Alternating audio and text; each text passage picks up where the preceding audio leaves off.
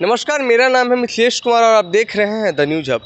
देखिए, कल महागठबंधन की पटना रायत कार्यालय में एक बड़ी बैठक होती है। उस बैठक के बाद जो है कि प्रेस कॉन्फ्रेंस किया जाता है और उस प्रेस कॉन्फ्रेंस में जो आम तौर पे प्रेस कॉन्फ्रेंस किया जाता है, हमेशा उसी तरीके का प्रेस कॉन्फ्रेंस सभी घटक दल बैठ के करते हैं। लेकिन जब पत्रकार सवाल पूछते हैं कि महागठबंधन का सीएम फेस कौन होगा, इस पर सभी दल के नेता चुप्पी साध लेते हैं। बातचीत करेंगे, हमारे साथ बातचीत करने के लिए राष्ट्रीय जनता दल से प्रदेश प्रवक्ता आरजू खान जी हैं। स्वागत है सर आपका। जी बहुत बहुत शुक्रिया। कौन है आप लोग के ये दुल्हा, ये तो पता ही नहीं चल रहा है। जो बिहार के बारे में बात करे, बिहार के बेरोजगारी पलायन पे बात करे, जो बिहार के 3 करोड़ जो मजदूर, जो युवा पलायन करता है, जो शिक्षा और रोजगार मांगता है, उस पे हम बात करेंगे। हमारे लिए सबसे पहले प्राथमिकता बिहार की जनता है। बिहार के लोग के लिए हम क्या कर सकते हैं। देश में एक ऐसी बिहार ही राज्य ऐसा राज्य है जहां सबसे ज़्यादा हाई स्कूल में बच्चे ड्रॉप आउट करते हैं। हमारे लिए चिंता का विषय वो है। जहां 60,000 करोड़ का बजट पास करती है भारतीय जनता पार्टी और जनता दल यूनाइटेड, वहाँ 100 में से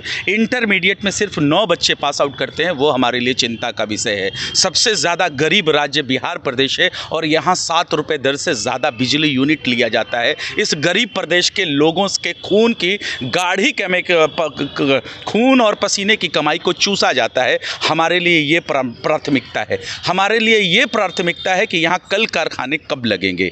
हमारे यहाँ ये प्राथमिकता है कि बिहार प्रदेश में सिर्फ 12 से 13 लाख बच्चे इंटरमीडिएट की परीक्षा देते हैं और सिर्फ सरकार के पास 6 लाख सीटें हैं जो कि ग्रेजुएशन करे। 6 लाख बच्चे कन्वर्जन करते हैं, दूसरे राज्य में पलायन करते हैं अपनी शिक्षा दीक्षा के लिए। तो हमारे लिए प्राथमिकता ये है और बड़ा क्लियर और क्रिस्टल जवाब है कि हमारे गठबंधन में कोई संशय नहीं है। गोइंग ऑन प्रोसेस है, हम आगे बढ़ रहे हैं, हम चुनाव में जा रहे हैं और बहुत ही एकजुटता के साथ जा रहे हैं। और हमारी पहली प्राथमिकता जो है बिहार और बिहारियों की पहली बात होगी। लेकिन आप लोग तो ये क्लियर नहीं ना कर रहे हैं कि किसके गाड़ी पे बैठ के आप लोग आगे बढ़ने। अब इससे बड़ा कौन क्लियर कर सकता है कि हम एकदम क्लियर और क्रिस्टलिटी के साथ हम कह रहे हैं। कांग्रेस के कृष्णा अल्लूवरू जो प्रभारी हैं, उन्होंने ही इस बात को कहा और हम सारी बातों में जनता की बातों के हित को हम सामने रखना चाहते हैं। बिहारी की अस्मिताओं को सामने रखना चाहते हैं। बिहारी यहाँ से जो 3 करोड़ जो बेरोजगार युवा जो पलायन करते हैं, उसको कैसे रोका जाए। जो प्रति व्यक्ति आय सबसे ज़्यादा पूरे देश में अगर किसी राज्य की कम है तो वो बिहार प्रदेशवासियों की है। उस आय को कैसे बढ़ाया जाए। प्रति व्यक्ति निवेश सबसे ज़्यादा किस तरीके से बिहार राज्य में आए, ये हमारे लिए प्राथमिकता है। अंडरवेट बच्चा पूरे देश में अगर कहीं सबसे कम अंडरवेट अगर बच्चा अगर ज़्यादा अगर पैदा होता है तो वो बिहार में पैदा होता है। ये हमारे लिए चिंता का विषय है और इन्हीं सब बातों के ऊपर हम चुनाव में जा रहे हैं। एकता और अखंडता के साथ जा रहे हैं और ये एकता हमारी और अखंडता भारतीय जनता पार्टी और जनता दल यूनाइटेड को अच्छी नहीं लग रही है। घबराहट और बेचैनी का अगर माहौल है तो वो भारतीय जनता पार्टी के खेमे में है, जनता दल यूनाइटेड के खेमे में है। ये 5 ठगों के गठबंधन करने वाले लोग ये कब एक दूसरे को कोलैप्स कर जाएंगे, खा जाएंगे, ये भी पूरे देश की जनता और बिहार की जनता जान रही है। कहाँ तेजस्वी यादव ने भी कहा सर कल कि थोड़ा इंतजार का मजा लीजिए, अभी तक जो सीएम फेस आगे क्यों नहीं हुआ। मैं भी तो उसी चीज को कह रहा हूँ ना, गोइंग ऑन प्रोसेस। इतना इंतजार क्यों। इंतजार कुछ नहीं है। नहीं, इंतजार कुछ नहीं है। हमारे लिए बिहार और बिहारी सबसे पहली प्राथमिकता है और इंतजार की बात कहाँ है। हम जब एक हैं, इंटैक्ट हैं, हमारी बातें हो रही हैं, हमारा गठबंधन का स्वरूप तैयार है, हम चुनाव में अब बिहार के मुद्दों को लेके जा रहे हैं। लेकिन आपके लिए सिर्फ एक सीएम फेस मामला है। अरे जिस तरीके से आदरणीय तेजस्वी प्रसाद ने 2020 में नेतृत्व किया, सीएम का चेहरा थे, आगे भी चल के होंगे। सूरज हमेशा पूरब से निकलता है, पश्चिम से नहीं निकलता है। सूरज पूरब से ही निकलेगा, फिर से उदय होगा और बिहार प्रदेश की जनता खुशियां मनाएगी। 2025 में आदरणीय तेजस्वी प्रसाद यादव और महागठबंधन की सरकार बनेगी। नीतीश कुमार महिला संवाद यात्रा पर निकल रहे हैं, क्या कहिए। महिलाओं के पैरों में किल ठोकने वाले लोग।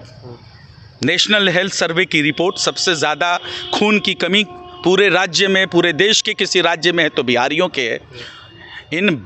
इन माँ बहनों को कमज़ोर करने वाले लोग महिला संवाद करने जा रहे हैं। जिन माँ बहनों के बच्चे 2.5 से 3 लाख, SC ST वर्ग के, दलित और पिछड़े वर्ग के बच्चे शराब होम डिलीवरी करने में जेल की सलाखों के पीछे हैं, उन माँ बहनों से जवाब क्या देंगे। जहां जहरीली शराब से जिन माँ बहनों के बच्चे और पति मर गए, जिनकी आंखों की सैकड़ों लोगों की रोशनियां चल गईं, उनकी आंखों में आंखें डाल के क्या कहेंगे? ये कौन सा संवाद करेंगे? किस चीज़ों पे, किस पैटर्न पे संवाद करेंगे? उन माँ बहनों से कैसे आंख में आंख मिला के बात करेंगे आदरणीय नीतीश कुमार जी, जिनके पूरे एक गांव को जला दिया गया, एक बस्ती को जला दिया गया शराब माफियाओं के द्वारा? उन माँ बहनों से ये क्या सवाल का जवाब देंगे? उस माँ बहन जो इनके गृह जिला नालंदा में जिस दलित पिछड़ी महिला के साथ पहले दुष्कर्म किया जाता है, उसको फिर मारने के बाद 9 पैर में किल ठोक दी जाती है और उसको खेत में फेंक दिया जाता है, ये खुद आदरणीय नीतीश कुमार जी के गृह जिले में होता है। ये अपने जिले वासियों को और बिहार वासियों की महिलाओं को और बहनों को कैसे आश्वस्त करेंगे? ये सिर्फ धोखा दे सकते हैं, इनका DNA धोखा का है। और मैं ये पूछना चाहता हूँ सवाल कि फिर से अब बिहार प्रदेश वासियों के सर के बाल, दाढ़ी के बाल और नाखून नहीं कटवाइएगा कि मैं भाजपाई नहीं हूँ, मिट्टी में मिल जाऊंगा लेकिन भाजपा में नहीं जाऊंगा। ये सारे वक्तव्य जो है ना, देश की जनता को और बिहारियों को याद है और अब आपका मुंह तोड़ जवाब देगी चुनाव में। जी, एक सवाल और रहेगा सर कि रीतलाल यादव के मामले को आप कैसे देखते हैं? क्योंकि रीतलाल यादव तो कह रहे हैं कि मेरे पीछे जो है साजिश लगाई जा रही है मेरा एनकाउंटर करने के लिए, आप लोग कैसे देखते हैं? देखिए, क्या सही में साजिश हो रहा है उनके पीछे? साजिश हो रहा है तो कौन है इसके पीछे? जो भी विपक्ष है इस देश में, उसके साथ साजिशें हो रही हैं और साजिश का शिकार विपक्ष है। उसको परेशान करने की कोशिश, उसको तोड़ने की कोशिश की जाती है, CBI से, ED से, इनकम टैक्स डिपार्टमेंट से किया जाता है।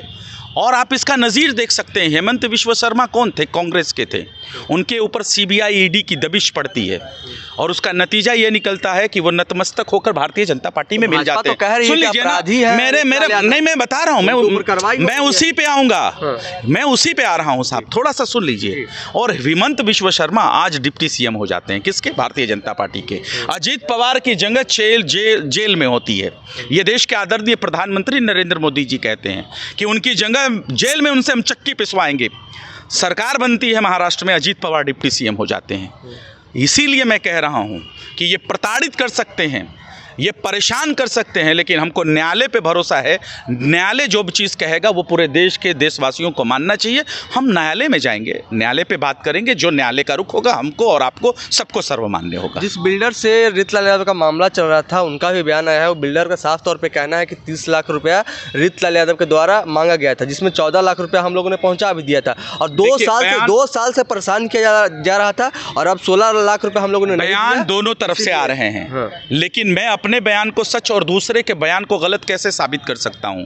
मामला न्यायालय में गया है, न्यायालय इसकी समीक्षा करेगा, जो दोषी होगा उसको सजा देगा।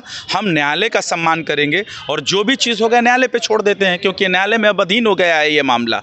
लेकिन ये तो सच्चाई है, आप CBI ED से डराते हो साहब, और उसका कन्विक्शन रेट बताता है कि सबसे ज़्यादा अगर मानसिक तरीके से प्रताड़ित और प्रचारित किया जाता है तो वो सिर्फ विपक्ष होती है। और ये आप काम करते हैं क्योंकि बिहार में इलेक्शन है, आपको इलेक्शन में जाना है, राजनीतिक लाभ लेना है, झूठ बोल के, झूठ और भ्रम की राजनीति करके आपको राजनीतिक लाभ लेना है। लेकिन बिहार की जनता जानती है आपको कोई राजनीतिक लाभ नहीं लेने देगी। चलिए, तो हमारे साथ राज्य के प्रदेश प्रवक्ता आरजू खान जी थे। इनका साफ तौर पे कहना था कि रीतलाल यादव को प्रशासनिक तौर पे डराया और धमकाया जा रहा है, क्योंकि वो विपक्ष में है। जो भी विपक्ष में इस देश में है उनको जो है कि बीजेपी की ओर से, सत्ता की ओर, जो सत्ता पक्ष में बैठे हुए उनकी ओर से डराया और धमकाया जाता है।